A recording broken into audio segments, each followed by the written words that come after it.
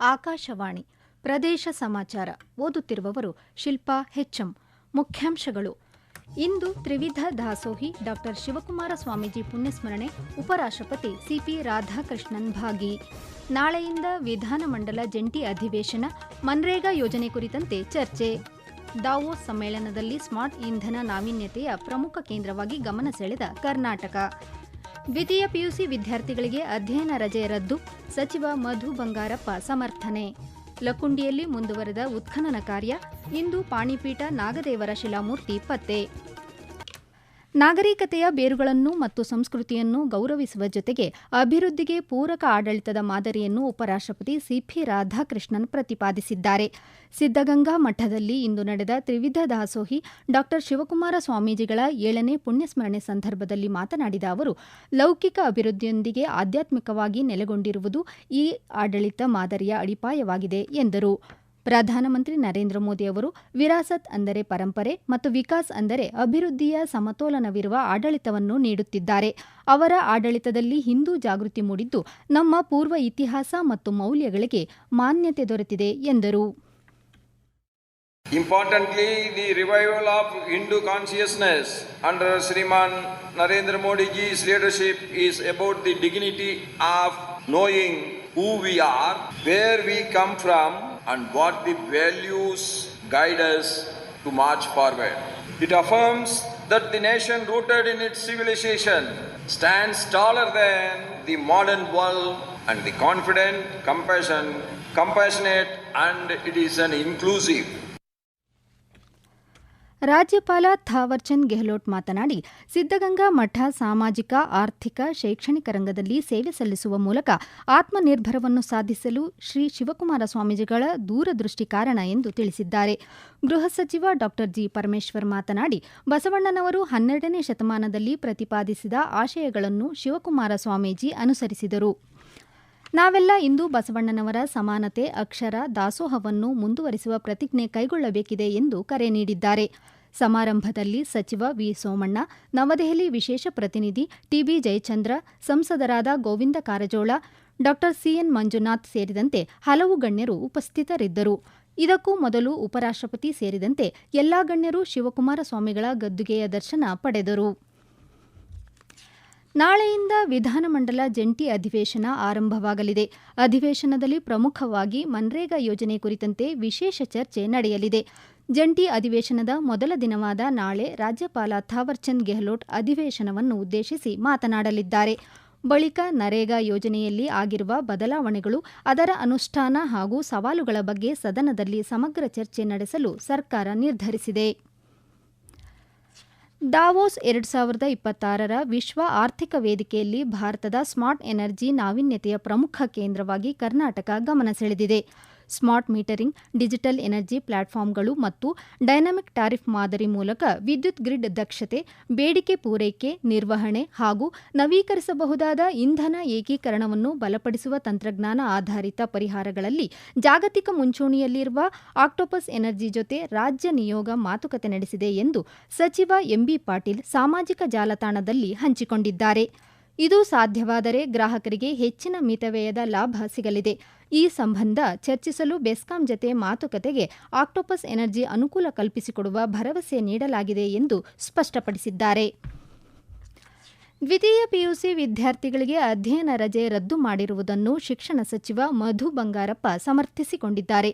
ಶಿವಮೊಗ್ಗದಲ್ಲಿಂದು ಸುದ್ದಿಗಾರರೊಂದಿಗೆ ಮಾತನಾಡಿದ ಅವರು, ವಿದ್ಯಾರ್ಥಿಗಳಿಗಾಗಿ ಕಾಲೇಜಿನಲ್ಲಿ ಉಪನ್ಯಾಸಕರು ಇರುತ್ತಾರೆ, ಜೊತೆಗೆ ಪುನರಾವರ್ತನೆಗೂ ಸಹಕಾರಿಯಾಗಲಿದೆ ಎಂದು ತಿಳಿಸಿದ್ದಾರೆ.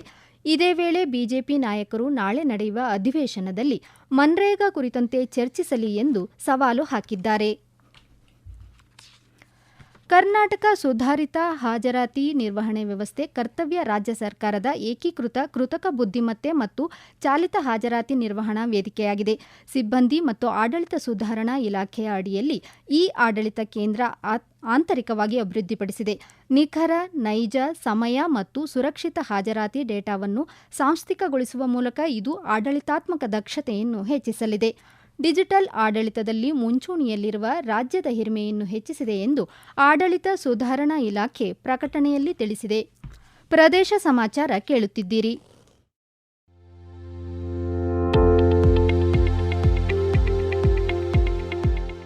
ನಮ್ಮ ಎಲ್ಲ ರಾಷ್ಟ್ರೀಯ ವಾರ್ತೆಗಳು ಹಾಗೂ ಪ್ರದೇಶ ಸಮಾಚಾರ ಈಗ ಆಕಾಶವಾಣಿ ನ್ಯೂಸ್ ಕನ್ನಡ ಯೂಟ್ಯೂಬ್ ಚಾನೆಲ್ನಲ್ಲಿ ಲಭ್ಯ.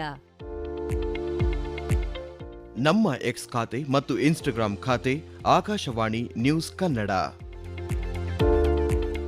ಹೆಚ್ಚಿನ ಮಾಹಿತಿಗಾಗಿ ನಮ್ಮ ಫೇಸ್ಬುಕ್ ಖಾತೆ ಆಕಾಶವಾಣಿ ವಾರ್ತೆ ಕನ್ನಡವನ್ನು ಅನುಸರಿಸಿ. ಮಾಹಿತಿಗಳ ಹೂರಣ, ವಾರದ ಕಾರ್ಯಕ್ರಮ, ಪ್ರಚಲಿತ ವಿದ್ಯಮಾನ ಪ್ರತಿ ಬುಧವಾರ ರಾತ್ರಿ 9:15 ಗದಗ ಜಿಲ್ಲೆಯ ಲಕ್ಕುಂಡಿ ಗ್ರಾಮದಲ್ಲಿ ನಡೆಯುತ್ತಿರುವ ಉತ್ಖನನ ಕಾರ್ಯ ಇಂದು 6ನೇ ದಿನಕ್ಕೆ ಕಾಲಿಟ್ಟಿದೆ. ಲಕ್ಕುಂಡಿಯ ಗ್ರಾಮದ ಕೋಟೆ ವೀರಭದ್ರೇಶ್ವರ ದೇವಸ್ಥಾನದ ಆವರಣದಲ್ಲಿ 6 ಅಡಿಗಳ ಉತ್ಖನನ ಕಾರ್ಯ ಪೂರ್ಣಗೊಂಡಿದೆ. ಕಲ್ಯಾಣ ಚಾಲುಕ್ಯರ ಕಾಲದ ಎಂದು ಹೇಳಲಾಗುತ್ತಿರುವ ಪಾಣಿಪೀಠ, ನಾಗದೇವರ ಶಿಲಾಮೂರ್ತಿ ಮತ್ತು ಮೂಳೆಗಳು ಇಂದು ಪತ್ತೆಯಾಗಿವೆ. ಪತ್ತೆಯಾದ ಪುರಾತನ ವಸ್ತುಗಳನ್ನು ಪುರಾತತ್ವ ಇಲಾಖೆ ಅಧಿಕಾರಿಗಳು ಸಂರಕ್ಷಣೆ ಮಾಡಿದ್ದಾರೆ.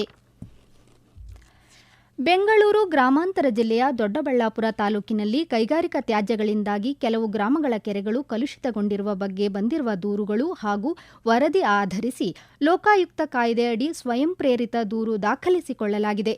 ತ್ಯಾಜ್ಯ ನೀರು ಬಿಡುತ್ತಿರುವವರ ವಿರುದ್ಧ ಕೈಗೊಂಡಿರುವ ಕಾನೂನು ಕ್ರಮಗಳ ಬಗ್ಗೆ ಪೂರಕ ದಾಖಲೆಗಳೊಂದಿಗೆ ಮಾರ್ಚ್ 9ರಂದು ವರದಿ ಸಲ್ಲಿಸುವಂತೆ ಸೂಚಿಸಲಾಗಿದೆ ಎಂದು ಉಪಲೋಕಾಯುಕ್ತ ನ್ಯಾಯಮೂರ್ತಿ ಬಿ.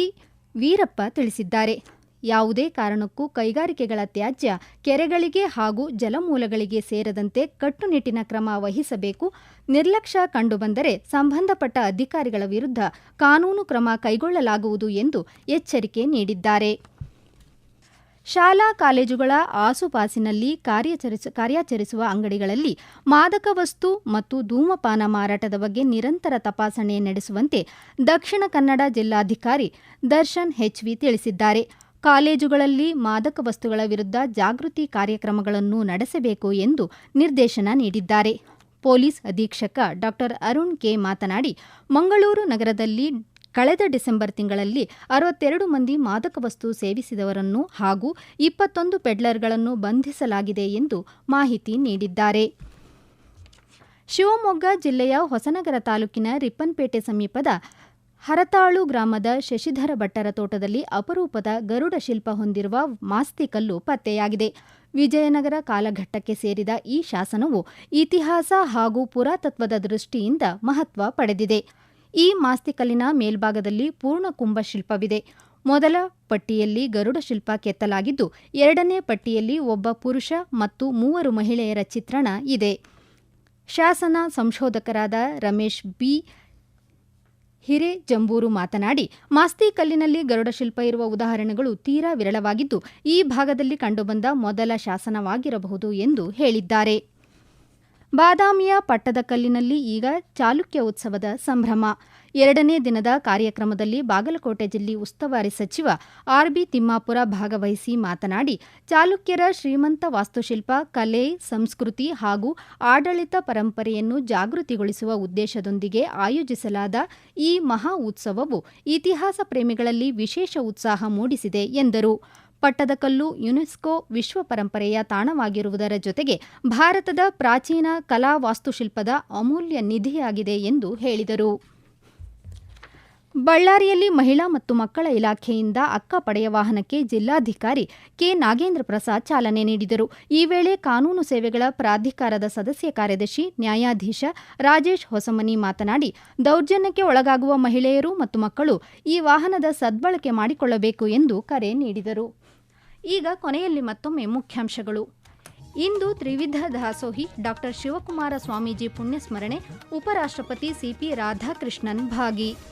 ನಾಳೆಯಿಂದ ವಿಧಾನಮಂಡಲ ಜಂಟಿ ಅಧಿವೇಶನ, ಮನ್ರೇಗಾ ಯೋಜನೆ ಕುರಿತಂತೆ ಚರ್ಚೆ.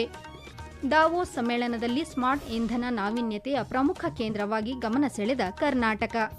ದ್ವಿತೀಯ ಪಿಯುಸಿ ವಿದ್ಯಾರ್ಥಿಗಳಿಗೆ ಅಧ್ಯಯನ ರಜೆ ರದ್ದು, ಸಚಿವ ಮಧು ಬಂಗಾರಪ್ಪ ಸಮರ್ಥನೆ. ಲಕ್ಕುಂಡಿಯಲ್ಲಿ ಮುಂದುವರೆದ ಉತ್ಖನನ ಕಾರ್ಯ, ಇಂದು ಪಾಣಿಪೀಠ, ನಾಗದೇವರ ಶಿಲಾಮೂರ್ತಿ ಪತ್ತೆ. ಇಲ್ಲಿಗೆ ಪ್ರದೇಶ ಸಮಾಚಾರ ಮುಗಿಯಿತು. ನಮ್ಮ ಮುಂದಿನ ವಾರ್ತಾ ಪ್ರಸಾರ ಸಂಜೆ 6:40 ನಿಮಿಷಕ್ಕೆ.